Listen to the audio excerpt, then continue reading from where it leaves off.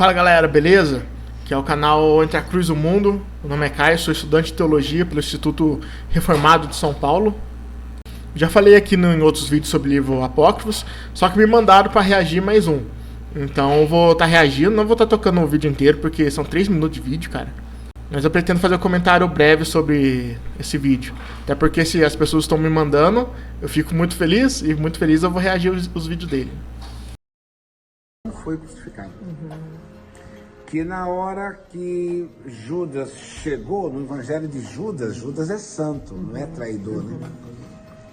Ele chega no meio daquele grupo e fala: olha, os romanos estão lá, ó, esperando eu beijar quem é o Cristo que eles vão prender e crucificar.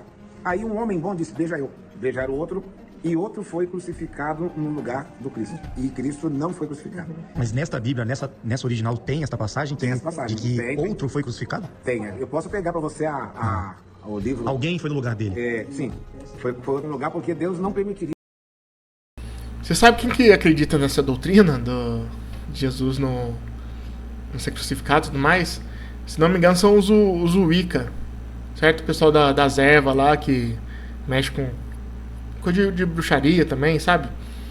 Acho que eles não gostam, não falam que é bruxaria, certo? Vamos tentar fazer o que realmente eles acreditam. Eu não sou um grande conhecedor disso, sabe? Mas eu sei que o pessoal tanto da eubiose também já fala umas coisas assim.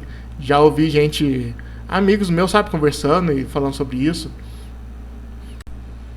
Então, assim, eu sei que é esse tipo de religião, certo? As pessoas me corrijam aí no comentário se eu falei errado, se é Wicca, se é bruxaria, alguma coisa assim.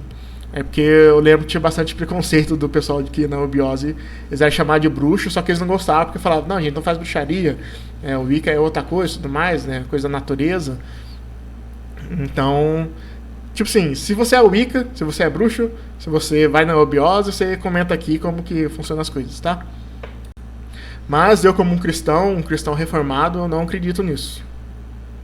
Dando um Google rapidinho, certo? Você vai encontrar algumas informações. Por exemplo, pesquisa em que época foi escrito o Evangelho de Judas. Você vai ver que foi escrito no 5º século. Então, cara, Judas já morreu faz tempo, né? Primeiro que já morreu quando ele se suicidou lá, né? Mas mesmo se você acredita que ele escreveu alguma coisa antes, né, de se suicidar, foi no 1º século, tipo no meio do 1º século, no ano 33 do 1º século para trás. E parece também, pesquisando rapidinho, que o Evangelho de Judas foi escrito em grego, mas um grego mais moderno, certo? Porque existem diferenças de grego de época, sabe? Então é impossível que seja o Judas da Bíblia que escreveu esse livro apócrifo, certo? Primeiro, falando sobre esses livros apócrifos, eles parecem muito mais fanfics do que história realmente relatada, né?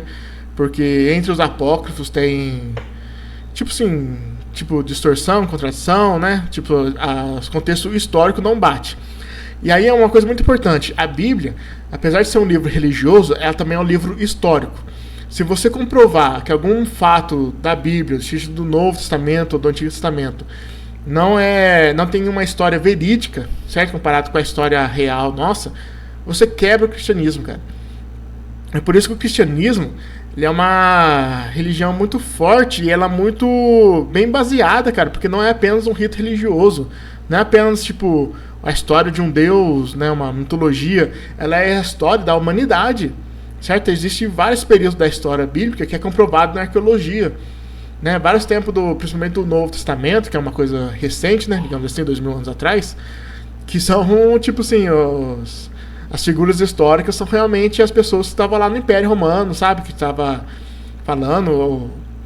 A comprovação do Jesus histórico, ele é muito fácil de comprovar, certo? Que Jesus Cristo existiu e morreu na cruz e tudo mais.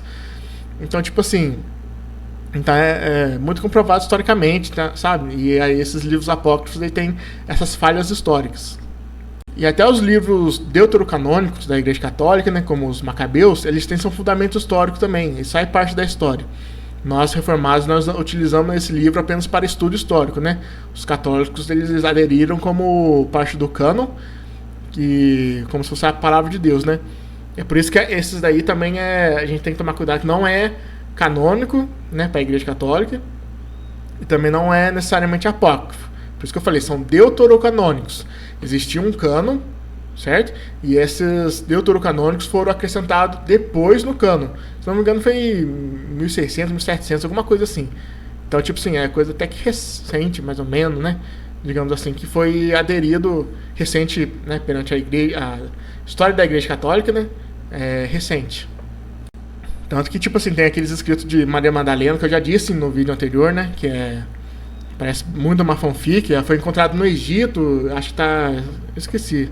Escrito em egípcio, né? E Maria Madalena não tem nada a ver com o Egito, né? Pra que vai escrever em egípcio e tudo mais. E aí essa doutrina de que não foi Jesus que foi crucificado, né? Que na hora, tipo assim, o Espírito de Jesus saiu, né? A divindade, e quem tava lá era o maligno, né? Tipo, o diabo, ou o próprio Judas, ou um anjo maligno, qualquer coisa maligna lá, né? É uma heresia, cara, porque a gente perde totalmente o sacrifício de Jesus. Porque o sacrifício de Jesus, ele tem que ser feito na sua fidelidade bíblica. Jesus sendo 100% homem, para que seja um homem, cara, que cumpra o sacrifício. Porque se o homem pecou, o homem que tem que assumir as consequências. Então um Jesus humano, totalmente humano, 100% humano, tem que ter morrido, certo? Na cruz. Mas também um Jesus 100% Deus. Porque a dívida do pecado é eterna. E o único que consegue pagar uma dívida eterna é um ser eterno. Ou seja, Deus, ele se encarnou em Jesus Cristo, né? Sendo Jesus Cristo 100% Deus, ele morreu e pagou a dívida. Então é necessário isso, cara. É necessário que Jesus seja 100% homem para o homem pagar a dívida e 100% Deus para pagar uma dívida eterna. Porque só Deus é eterno. Que isso acontecesse. E na ressurreição também alguém estava ali, na verdade... Isso, no lugar dele, que ele não foi crucificado, isso não aconteceu. Então, isso colocaria abaixo toda a fé do povo. Isso aqui com a Bíblia, que é o Alcorão Sagrado, o Alcorão ele trabalha a tradução...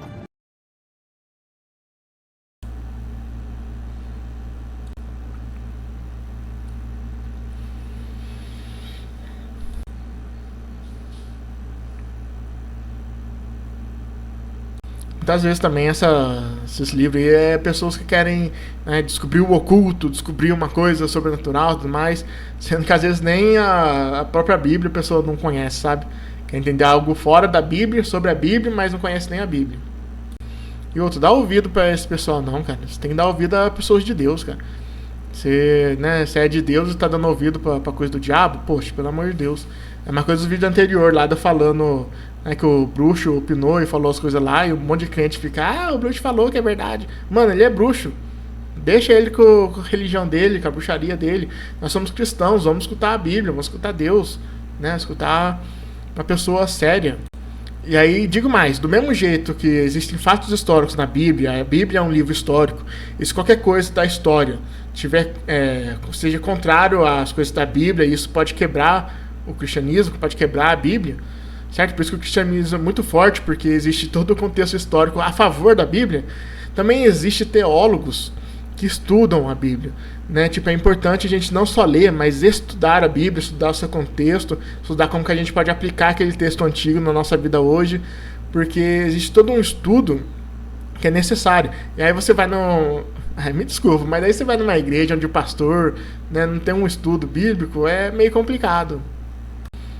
Mas meu pastor não é formado em teologia, mas ele lê bastante livro. Beleza, às vezes o cara é autodidata, certo? Não estou falando que ele tem que fazer um seminário, que ele tem que fazer uma faculdade de teologia. É bom se fizesse? É bom. Temos recursos para isso? Temos. Online, por exemplo. Às vezes a pessoa realmente não pode se locomover, fazer um seminário, fazer uma faculdade. Mas, poxa, tem um monte de curso online, um monte de bacharel em teologia, certo? Online. Então, assim, curso na internet que não falta. Livros na internet para você comprar, para você ser erudito, para você ler e adquirir conhecimentos, também não faltam. Hoje em dia não tem desculpa para você não estar estudando teologia. Principalmente se você for um pastor, um líder religioso, certo? Porque se você vive disso, se você é um líder religioso, principalmente se você ganha um salário para isso, né? Mesmo que você não fale que é salário, que seja oferta, enfim, você tem que estudar para aquilo, cara. É a sua profissão, você tem que estudar para aquilo. Então você vê que a Bíblia ela é muito bem elaborada, cara, no seu fato histórico, no seu fato acadêmico, certo? Existe muita erudição na Bíblia, cara. Então a Bíblia não é simplesmente um livro religioso, de conto de fada. Ele é um livro histórico, né? Ele é onde a gente baseia a nossa fé. É muito interessante isso, que a Bíblia ela é tanto carnal quanto espiritual, certo? É um livro que a gente pode pegar e ler e também assim, meditar nela em oração. Cara, é muito complexo, cara. É muito bem elaborado pra ser mentira, cara. É muito bem elaborado pra ser mentira. Vamos pro próximo. Eu não consigo fazer react curto. Ai, ai. Vou deixar o próximo pro próximo vídeo, aí não fica muito longo, beleza? Então não esquece de dar um like, se inscrever no canal, de curtir, de compartilhar. Até a próxima.